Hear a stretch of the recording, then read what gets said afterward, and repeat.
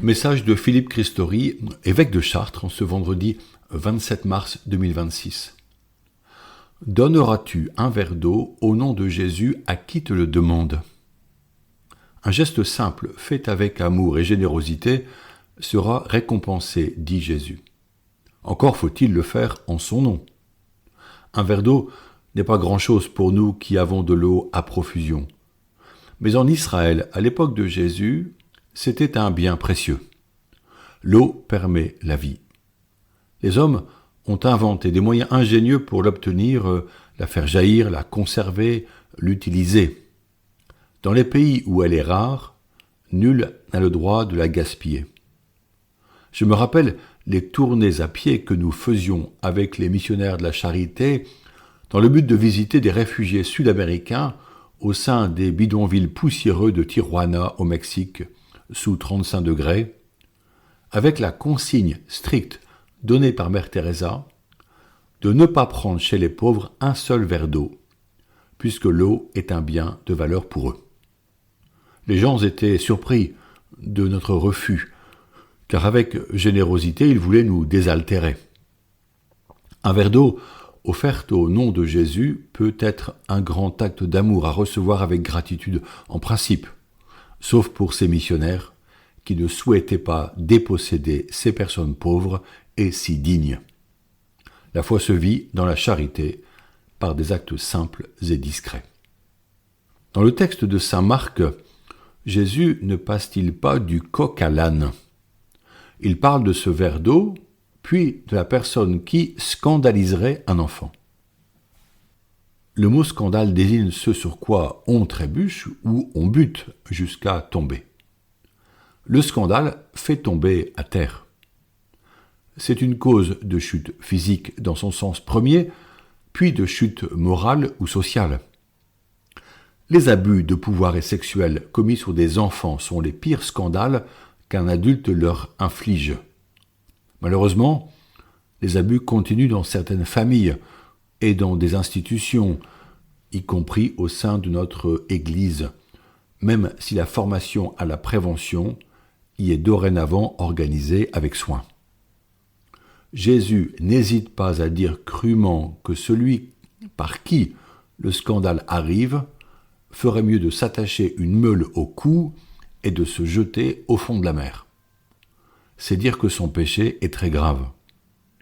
Le scandale est un mal terrible pour l'enfant qui le porte parfois en son cœur toute sa vie, blessé dans sa capacité à aimer, à faire confiance et à croire en l'homme comme en Dieu. Jésus continue à donner un enseignement radical. Il insiste sur le péché causé par un usage mauvais de notre main, de notre pied ou encore de notre œil. Je cite sa première assertion. « Et si ta main est pour toi une occasion de chute, coupe-la. Mieux vaut pour toi entrer manchot dans la vie éternelle que de t'en aller dans la géhenne avec tes deux mains, là où le feu ne s'éteint pas. » Fin de citation. Faudrait-il donc s'estropier pour accéder au royaume de Dieu ? En réalité, le corps est un don divin à respecter comme tel. Jésus insiste sur cette image puissante afin de dénoncer la gravité du péché, plus encore que la peine qui en découle. Il parle souvent avec des images aux personnes rassemblées en foule auprès de lui. Tous comprennent son enseignement qui appelle à la conversion.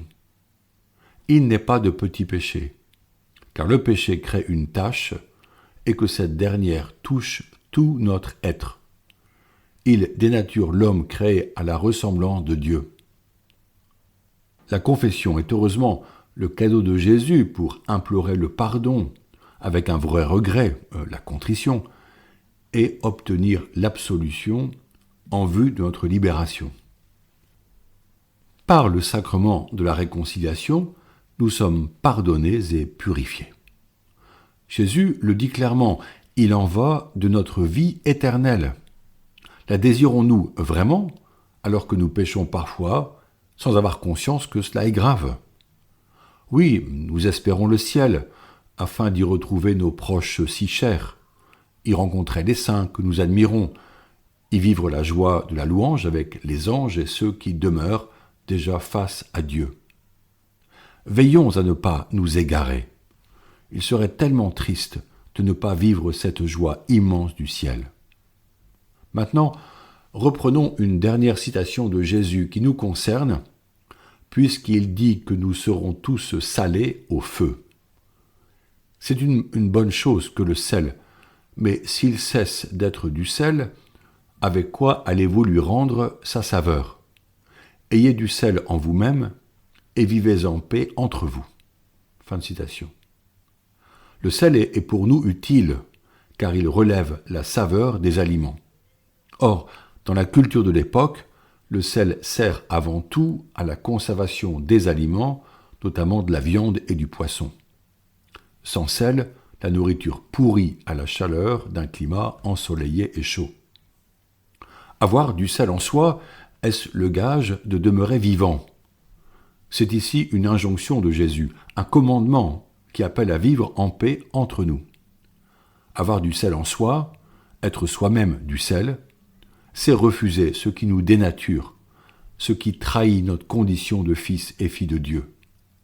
Pour nous baptisés, ne pas être salés serait ne plus vivre de l'évangile du salut, ne plus prier et louer en tout temps, ne plus faire de la foi reçue une source vive de charité. Aujourd'hui, alors que le monde dérive dans la violence, sous toutes ses formes, plus que jamais, il est urgent de comprendre que nous sommes envoyés vers ceux qui vivent proches de nous, afin de proposer ce message merveilleux qui a changé l'humanité depuis 2 millénaires. Je cite les Actes. Ce Jésus, Dieu l'a ressuscité. Nous tous, nous en sommes témoins. Élevé par la droite de Dieu, il a reçu du Père l'Esprit Saint qui était promis, et il l'a répandu sur nous, afin que vous le voyiez et l'entendez. Fin de citation. Nous pouvons rendre grâce à Dieu, car ce message porte toujours un fruit fantastique, comme lorsque saint Carlo Acutis est donné comme témoin de la foi aux jeunes du monde entier. Il est passé si vite dans notre monde, une quinzaine d'années, le temps de bouleverser tous ses proches qui se convertirent, de toucher le cœur de ses amis, de nous parler de l'Eucharistie comme l'autoroute vers le ciel, de nous inviter comme saint François d'Assise à nous aimer de manière universelle, sans réserve et sans limite aucune. Chaque jour, à la basilique Sainte-Marie-Majeure d'Assise, plus de 10 000 personnes viennent prier et se confier auprès de saint Carlo. Des saints et des saintes sont en train de surgir. Ils vont bouleverser l'Église. C'est là une invitation merveilleuse à l'espérance. Par des gestes simples, montrons-nous généreux en nous rappelant les paroles de Jésus, que je cite, « Celui qui vous donnera un verre d'eau au nom de votre appartenance au Christ, Amen, je vous le dis, il ne restera pas sans récompense. » Au fond, ce n'est pas si difficile à mettre en œuvre pour que l'amour triomphe. C'est choisir la vie et non la mort. Prions maintenant ensemble avec foi. Nous approchons du Triduum pascal et nous revivrons la passion du Christ jusqu'à sa résurrection. Intercédons fidèlement pour notre monde. Notre Père, qui es aux cieux, que ton nom soit sanctifié, que ton règne vienne, que ta volonté soit faite sur la terre comme au ciel. Donne-nous aujourd'hui notre pain de ce jour. Pardonne-nous nos offenses, comme nous pardonnons aussi à ceux qui nous ont offensés, et ne nous laisse pas entrer en tentation, mais délivre-nous du mal. Amen. Bonne journée.